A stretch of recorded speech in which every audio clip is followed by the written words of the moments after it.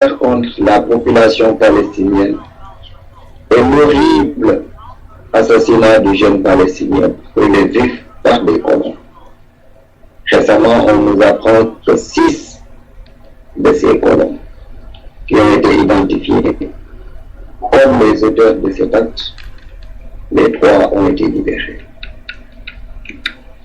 Nous ne sommes pas devant un conflit symétrique, mais devant des attaques systématiques d'une puissance occupante contre la population qu'elle contrôle et colonise. Population qui n'a de surcroît aucun moyen de s'abriter de ces attaques. Les Palestiniens ont droit à une protection internationale.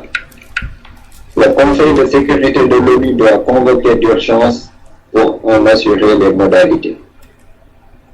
Et l'État d'Israël doit être clairement et fermement condamné pour ces attaques délibérées contre la population civile palestinienne. Ces attaques, dont le gouvernement israélien annonce encore l'intensification, doivent être arrêtées de toute urgence. Il faut dire que nous attendons de certains gouvernements, dont celui de la France, qu'ils agissent d'urgence dans ce sens. Nous appelons les médias occidentaux à s'intéresser à l'enchaînement des événements, à la nature réelle des attaques israéliennes contre le territoire palestinien à Gaza et en Cisjordanie, et au sort de la population civile palestinienne qui doit subir sans défense et sans abri les attaques israéliennes. Si, pour les conflits précédents, les médias traditionnels filtraient d'une certaine manière les informations, force est de constater que cette fois-ci, on atteint les sommets. Si les soutiens inconditionnels des dirigeants français et allemands envers les actions israéliennes avaient de quoi surprendre, on aurait pu espérer que le bombardement des civils, ou bien de cibles civiles, soit au moins condamné. Les divers journaux ont tendance à s'appesantir sur les requêtes palestiniennes et à ne guère trouver le temps d'évoquer les répliques massives israéliennes.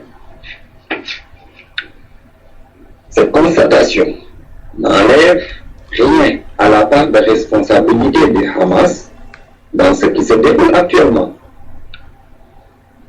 Mais pour la paix, comme pour la guerre, il faut être deux.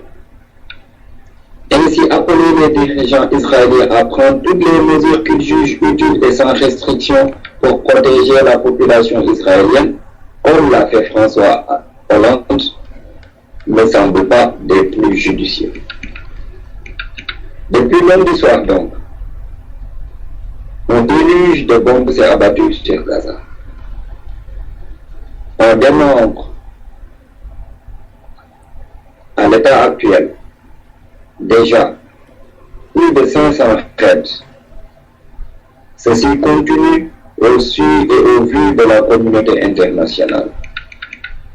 Dans la nuit de mercredi à jeudi, l'aviation israélienne a mené plus de 300 raids contre la bande de Gaza. C'est ce qui a été annoncé par un porte-parole de l'armée.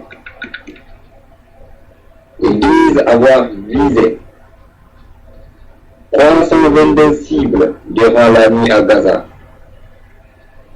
et portant ainsi à 750 le nombre total de cibles du Hamas touchées par l'armée depuis le début de l'opération. Dans un entretien avec des journalistes, il dit que ces cibles sont des sites de lancement de roquettes, des tunnels et des postes de commandement du Hamas. S'il évoque des cibles militaires, le bilan du côté gazaoui semble quelque peu le démentir à l'heure actuelle. Pour le moment, l'offensive israélienne contre Gaza a fait officiellement 81 morts, la majorité étant des civils, dont 15 femmes, 22 enfants, 12 vieillards, un journaliste et plus de 540 blessés, a précisé le ministère palestinien de la Santé. Par ailleurs, 105 maisons ont en outre été démolies. Les habitants du nord de Gaza ont reçu des appels téléphoniques de l'armée d'occupation israélienne, les sommant d'évacuer leur domicile car ceux-ci risquaient d'être bombardés prochainement. Cette maison, quel est leur rapport avec les cibles militaires, doit donc légitimement se poser. Dans l'une des attaques les plus meurtrières, 8 personnes sont décédées dans un café de la ville de Khan Younes, qui diffusait la demi-finale de la Coupe du Monde entre l'Argentine et les Pays-Bas. Et au moins 15 personnes ont été blessées, a indiqué le porte-parole des services des choses. Une heure après, toujours à Khan Younes, dans le sud de l'enclave palestinienne, 4 femmes et 4 enfants sont tombés lors d'un bombardement qui a rasé 2 maisons. Dans le camp de réfugiés de Moussaïrat, dans le centre de la bande de Gaza, un raid contre une maison a fait 1 mort selon la même source. Dans la ville de Gaza, 3 personnes sont tombées suite à un raid visant leur voiture et 4 autres blessés. Un enfant de 5 ans est tombé dans un raid à Beit Lahia, dans le nord de la bande, et un jeune homme de 19 ans a péri dans une frappe à Khan Younes, dans laquelle 2 enfants aussi ont été blessés, dont un grièvement. Là, il ne s'agit que de décès directs. Il faudra rajouter au bilan ceux qui risquent de mourir des suites de leurs blessures. Il convient de noter que pour le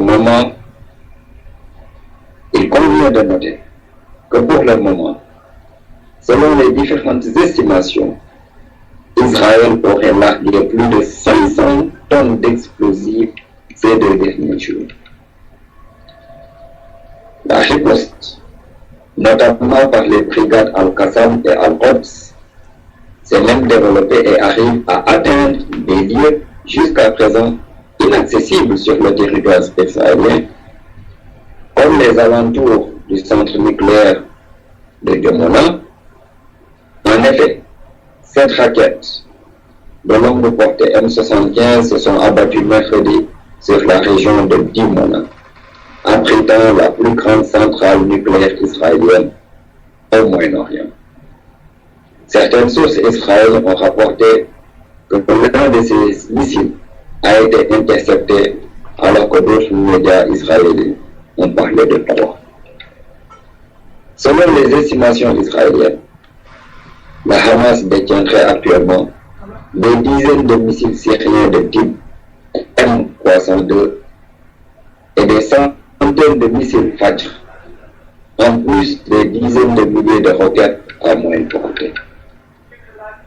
Jeudi, la Hamas a visé pour la première fois l'aéroport militaire de Ramon, à 70 km de Gaza, par 2 missiles de type M75. Il a également revendiqué 10 tirs de missiles Grad sur la colonie de Netivot. 5 missiles ont aussi visé jeudi matin Tel Aviv et Gush Dan. Selon les médias israéliens, ces missiles sont de type Fajr. 7 ont explosé sur des terrains près de Tel Aviv, selon les médias israéliens. Les sirènes d'alerte ont retenti dans la région de Dimona, Tel Aviv, Ahad Serim, l'une des principales bases de l'armée de l'air israélienne, au sud des territoires occupés, ainsi qu'à Keskalon et Escol. Entre-temps, la municipalité de Haïfa a ordonné le déplacement de tous les produits pétrochimiques situés au bord du port. Les Israéliens, de son côté, a annoncé avoir mené 210 raids aériens dans la bande de Gaza entre jeudi 10 et vendredi 11 juillet, dont 50 dans la nuit. La cible de ces raids était, selon l'armée israélienne, 110 sites terroristes, supposément utilisés pour tirer des roquettes, d'après toujours cette source de l'armée israélienne. 194 de ces projectiles ont été tirés vers le sud d'Israël en 24 heures, dont 43 ont été détruites en vol par le système d'interception de missiles Iron Dome. L'offensive israélienne a fait 30 morts dans la seule journée du jeudi 10, portant cette fois-ci à 90 le nombre de victimes palestiniennes depuis donc le début du conflit. Et pourtant, aucune victime n'est à déplorer dans le cas israélien. Pour la première fois, une roquette visant le nord d'Israël a été tirée vendredi 11 juillet, donc aujourd'hui, matin, à partir du sud du Liban, sans faire ni victimes ni dégâts, selon les sources militaires libanaises et israéliennes. Selon toujours les responsables militaires israéliens, les tirs du Liban ne semblent pas être dus à la milice chiite du Hezbollah qui contrôle le sud du pays, mais qui n'a aucun intérêt à se lancer dans un affrontement avec Israël. Les Israéliens ont répliqué en tirant 25 obus aux abords du village de Kfar Shouba, dans le sud du Liban. Dans un entretien téléphonique avec le premier ministre israélien Benjamin Netanyahu, le président américain Barack Obama a exprimé sa crainte d'une escalade et souligné la nécessité pour toutes les parties de faire leur possible pour protéger les civils et de restaurer l'apaisement. C'est ce que nous rapporte un communiqué de la Maison-Blanche.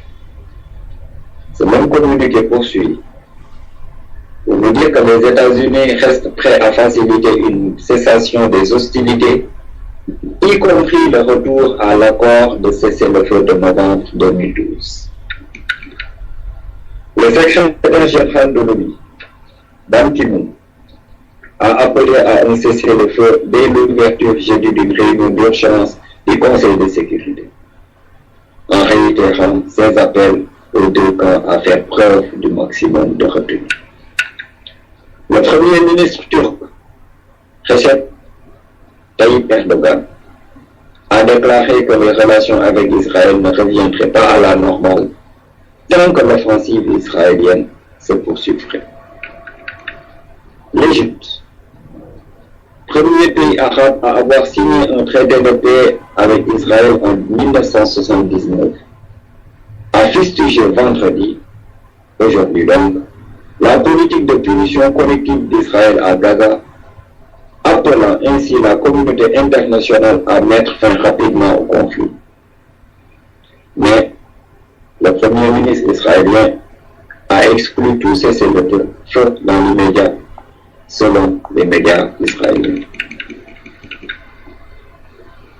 Comme on peut le constater aisément.